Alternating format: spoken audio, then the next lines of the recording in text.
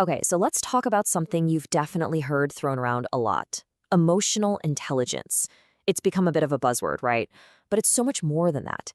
It's actually a fundamental key to how we operate, both in our careers and in our lives. But just how important is it, really? Well, I want to start with a number that might just blow you away: 85%. Keep that number in your head because we're about to unpack why it is so critical. Yeah, that 85%, turns out it's what many people are now calling the secret ingredient to professional success. And I want to be clear, this isn't just some nice to have soft skill. We're talking about a core driver of actual tangible achievement.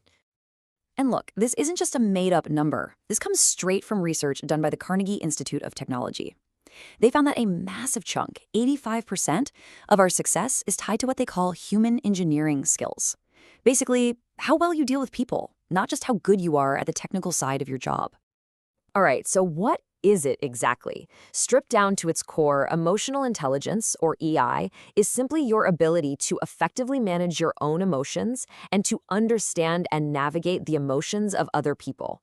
And let's bust a myth right now. This has nothing to do with being soft or never giving tough feedback. It's about being effective because you actually understand the emotional landscape you're operating in.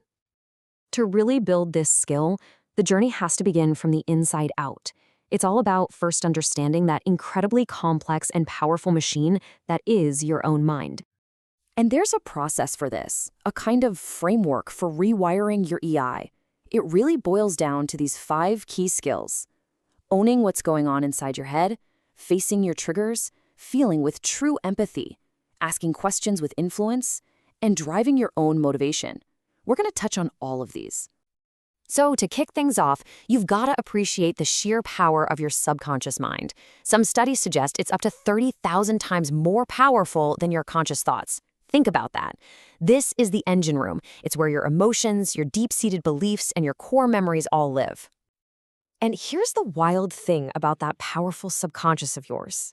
It has a deep need to be right. So if you wake up and your first thought is, today is going to be a terrible day, your brain will literally go on a mission to find proof. It'll latch onto the train being late or a boring meeting to give you that "see, I told you so" moment. It's actively looking to validate its own story. This brings me to one of my favorite analogies for the power of mindset: the Chihuahua versus the German Shepherd. You know, on paper, the German Shepherd has all the advantages: size, strength, stats. It should win every time. But that little Chihuahua, it operates with such absolute conviction and belief that it often sends the much bigger dog running. The real question is, which mindset are you bringing to the table? Now, this inner world often creates a huge roadblock for us: self-doubt. But it's absolutely crucial to make this distinction. Fear, that's biological. It's protective. It's what stops you from stepping in front of a bus. Self-doubt, on the other hand, that's a fear we create entirely in our own minds. It's a story we tell ourselves based on our beliefs. So, how do we fight back? How do we smash it? Here's a super practical 5-step playbook. First, get specific. What's the actual fear and the belief underneath it? Then, play it out. What's the absolute worst thing that could happen? Usually, when you write it down, it's not as scary. Third, look for the pattern. When have you felt this way before? Then, get practical. What do you need to do to lessen the risk? And finally, the most important step: commit to taking action, even one small step forward. Okay, so once we start getting a handle on our inner world, that's when we can start to have a real impact on the outer world. This is where EI really starts to change our day-to-day interactions with everyone around us. And the single greatest skill here is empathy. But please do not confuse it with sympathy. They are totally different. Sympathy is feeling sorry for someone. It's actually all about your feelings of pity. Empathy is about stepping outside of your own head to truly understand their emotional state and what they might need in that moment. It's a game changer. And get this, our emotions are literally contagious. You know how you can walk into a room and just feel the tension or feel the joy?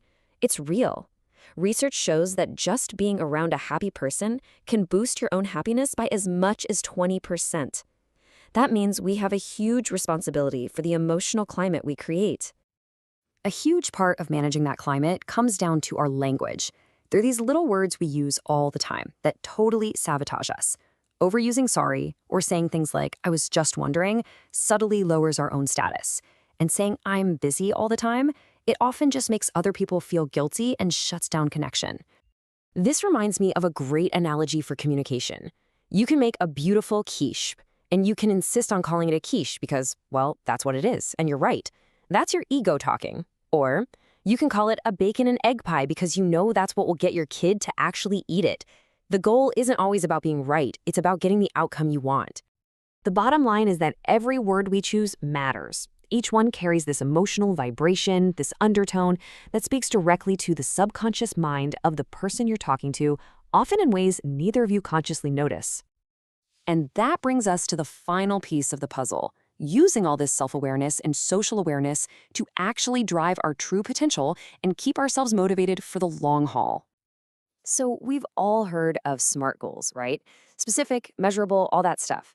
But let's upgrade them to SMRTER goals. We add two crucial letters, E for emotion, what is the actual feeling you're chasing with this goal? And R for reward, how are you going to celebrate the small wins along the way? That emotional connection is the real fuel. Now, to reach those goals, you have to protect your focus. And this next statistic is honestly just wild. On average, it takes 23 minutes and 15 seconds to fully get back into a state of deep focus after just one single interruption.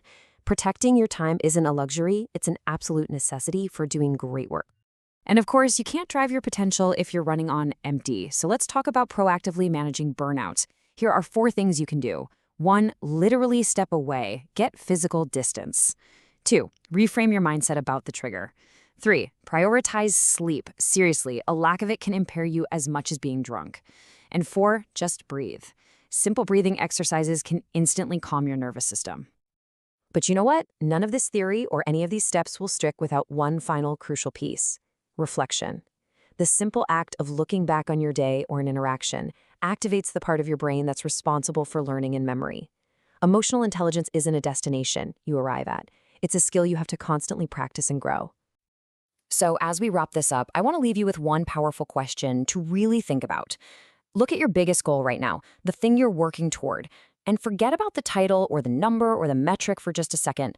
Ask yourself, what is the emotional outcome, the feeling that you are truly chasing? Because understanding that is the heart of emotional intelligence.